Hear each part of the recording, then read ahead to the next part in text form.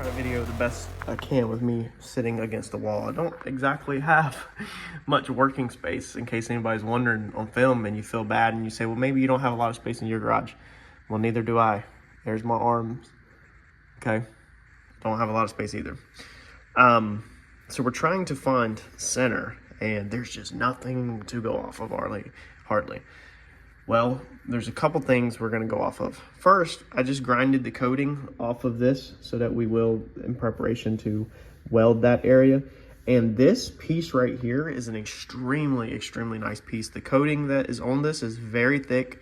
It's on the bottom of it, it's on the top of it. They didn't send me this for free. I told you what I paid on eBay. They didn't sponsor me. I didn't talk to them, nothing. This is a nice piece. Very, very nice piece. Curious how this bolts up, being the pocket is just a little bit different. Let me grab this.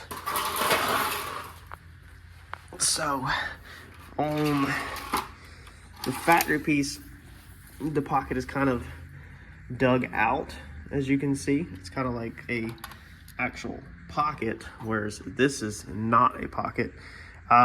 We might end up having to cut that or something and either well, this pocket's pretty clean. As I say, we could put this pocket in there or something. I'm not 100% sure yet how that latch is going to go, but either way, this is just going to save us a ton of time. I bet you, trying to look at it and see what they want done.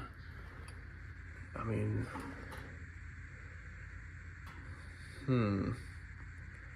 not exactly sure. We'll see when we get there. I want to get this piece held into place and then see how the latch reacts to it. So that's how your latch looks. And then let me film if I can try to film it right up on close. That's how your latch works. So it literally just spins around and hooks this little piece.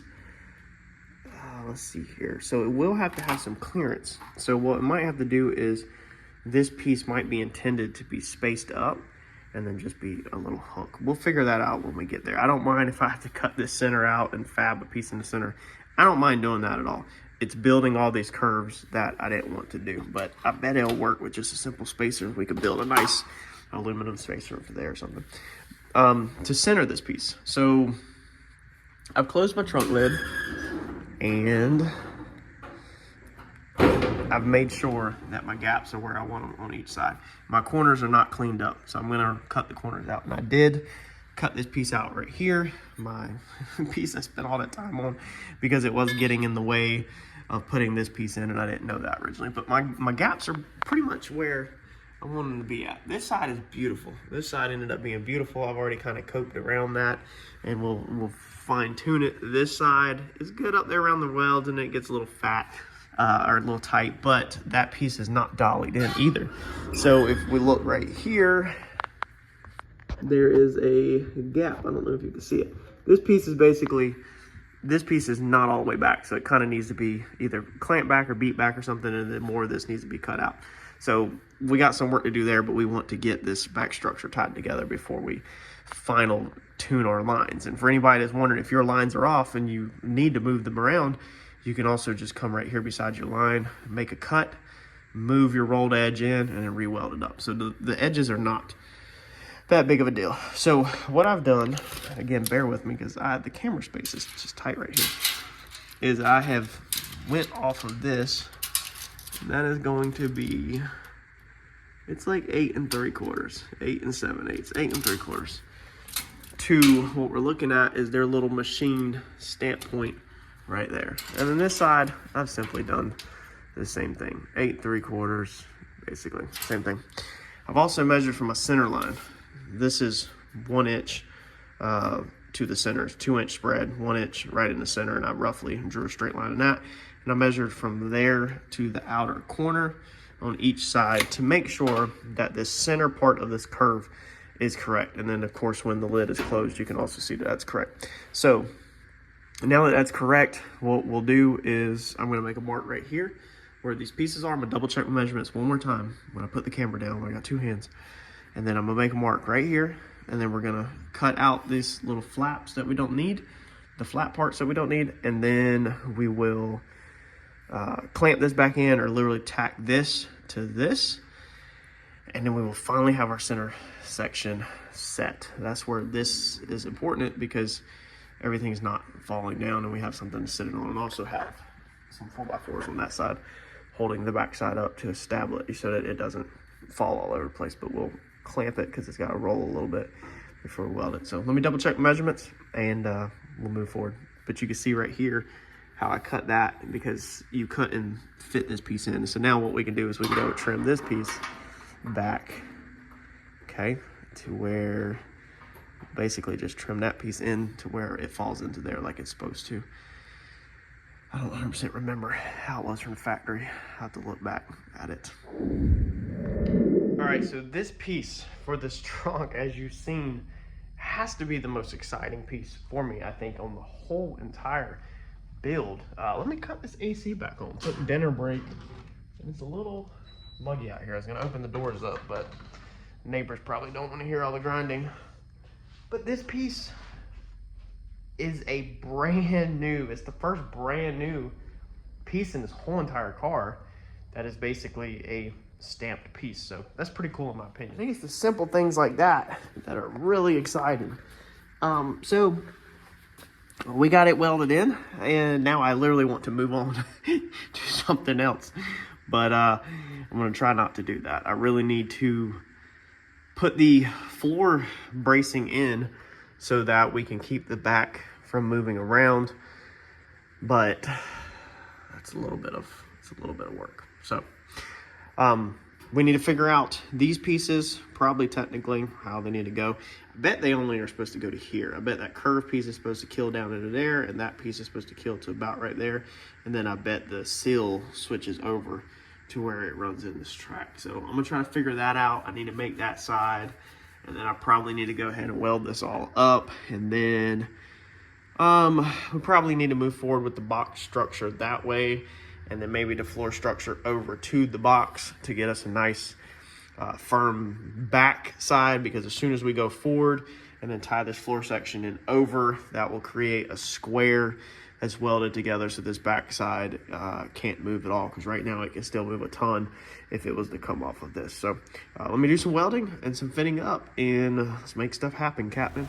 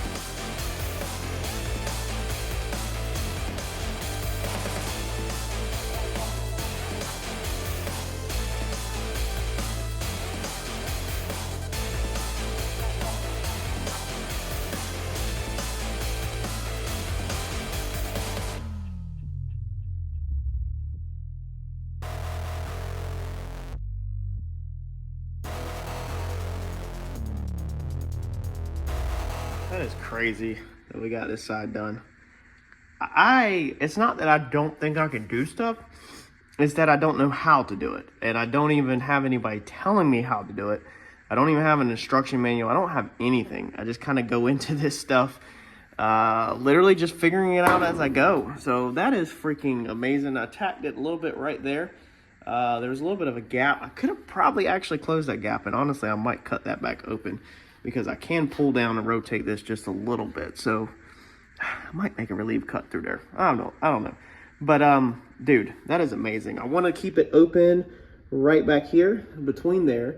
So if there is any water spilled up in here or anything at any point in time, it can't go in this crack, because even if you have it touching, there's still a crack there, and get trapped in there and rot out. So I want to leave the back part of that seam up in there open. You know, we'll wire wheel it and paint it and everything, but I want to be able to water to weep out and run out of the car. You got to think about that kind of stuff whenever you're building it, that you don't trap moisture in, because I think that's a lot of the reason why these pieces failed right here, is their metal went in at a 90 and then this piece went over, and then it was all sealed up right here. So moisture and water literally kind of build up right inside there, especially once it started to get in. But dude, it's not the prettiest because it's not all grinded out and everything, but that is that's phenomenal. I'm freaking stoked about this. All we got to do is duplicate it on that side and do the other million hours. Goodness gracious. We're gonna bend up another one of these 3/4 pieces.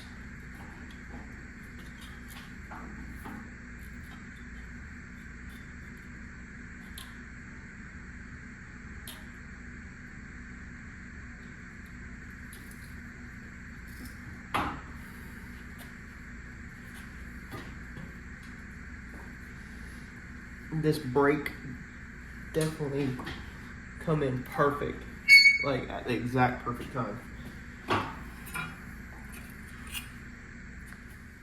Now, some of y'all had said on the previous video, let's see here, we need to roll like this to shrink it on the opposite side, and that it wouldn't thin out the metal. And that's a very good idea. And that would work in a lot of situations, but sometimes, like including how I'm about to do this one, you got to stretch it.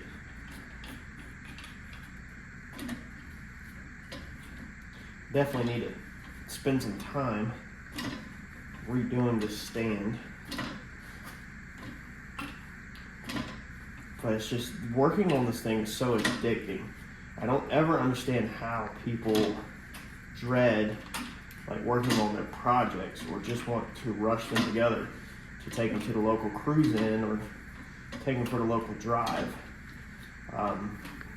It's kind of sad when a project ends, because then it's over. You go on to the next one. Don't know how much I'd really be interested in just driving something.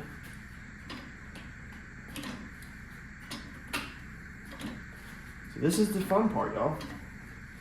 Enjoy these moments, enjoy this time, enjoy the learning process, enjoy all the people you meet along the way, and the things you learn, because this is the best part. It really is. All right, that's pretty gangster, man. I'm really loving making these pieces. This stuff is so satisfying after you make something like this and you don't just bolt something on. So this one stretched and did not tear at all. I actually stretched it way longer, like an inch longer, and then cut it back to fit. But we're going for this little break right here, which we got to do a better job of cleaning this one up than we did that one down there. But that's basically, it's going to sit right there in that factory break, and then we'll weld it back to that. We'll bend that piece up a little bit, or we'll probably just slide it up like this so that that top is flush. All right, and we're looking good. Let's see here, like that right there. So we're looking good over the whole piece. All we need to do now is, you can see through the light back there, we need to build a backside. I was hoping that this was broke back far enough to do it, but you can see this to this is not. So we do need to bend up a back piece, which that will be easy. Weld that up on the bench and then cut it and trim it to fit. And then I guess we'll punch some spot welds in here, some holes real fast, and then get that piece in there. And then that will be button this side up just like that side. And then I think the next step will be to try to maybe move around the sides, possibly, figure out what we're gonna do there, and also start building these boxes up inside this corner right here.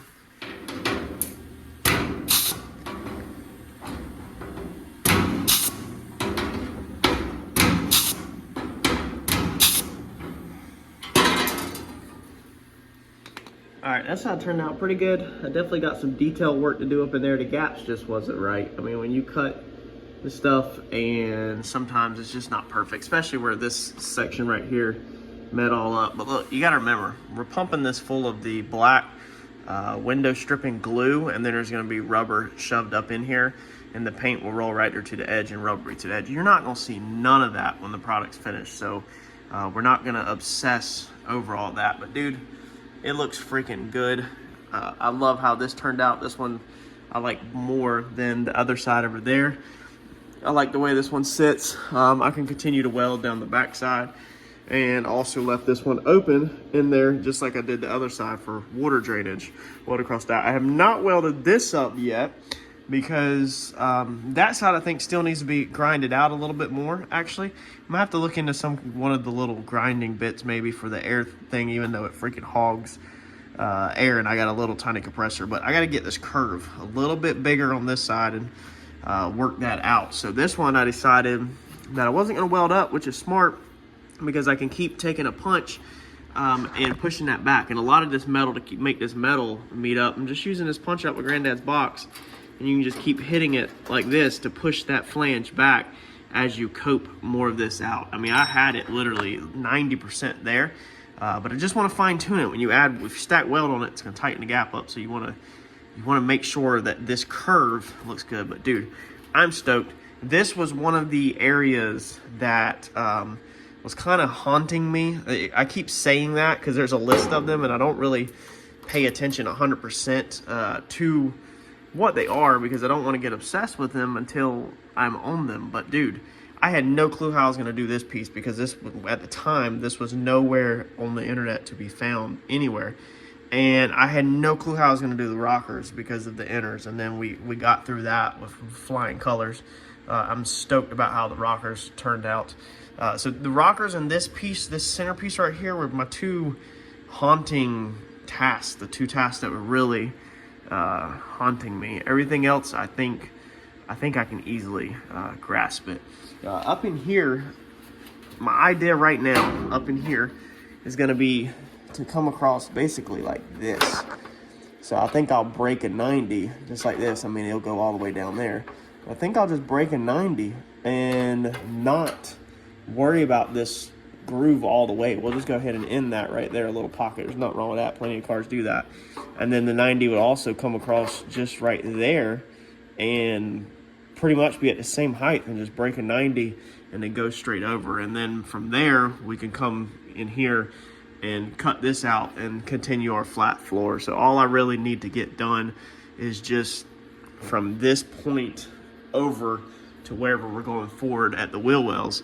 And then once that's done, dude, we can rock and roll. Flat floor is gonna be super easy. It's just gonna be that perimeter, and I think I got that figured out in my head. And then we will lay the supports under the floor, and then we will be able to lay the frame, because originally I was thinking the frame was going to come up underneath this, but I forgot it's got also, this flat floor also has to sit on at least two supports probably. There needs to be a support through the back right here, and then there needs to be a support in the front. And honestly, the height of my supports, my top hats, they might be as tall as this piece right here.